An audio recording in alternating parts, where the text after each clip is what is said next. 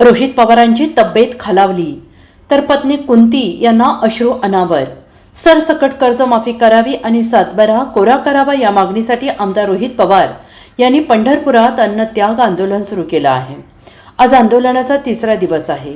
दरम्यान रोहित पवार यांच्या रक्तातील साखर कमी झाल्याचं सांगितलं जात आहे. महत्त्वाची बाब म्हणजे यावेळी रोहित पवार आंदोलन करत असलेल्या ठिकाणी रोहित पवारांच्या पत्नी कुंती, त्यांच्या भगिनी आणि त्यांच्या मातोश्री दाखल झाल्या आहेत. यावेळी रोहित पवारांची अवस्था पाहून त्यांच्या पत्नीला अश्रू अनावर झाले आहेत. रोहित पवारांनी दिलेल्या माहितीनुसार त्यांना मंत्री गिरीश महाजन यांचा फोन आला. ते जळगावहून रवाना झालेले आहेत. लवकरच रोहित पवारांना भेटणार असल्याचं त्यांनी म्हटलं आहे.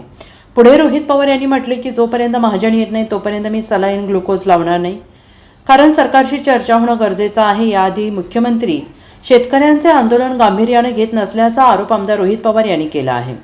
कृषी मंत्री यांच्याकडून मुख्यमंत्री यांच्यापर्यंत हे आंदोलन गेलेलं आहे. मंत्री दत्तामामा भरणे यांनी चर्चा केल्या आहेत. मुख्यमंत्री तहसीलदारांना सांगूनही संपर्क साधू शकतात, पण ते बोलत नाहीत असा आरोप रोहित पवार यांनी केला आहे.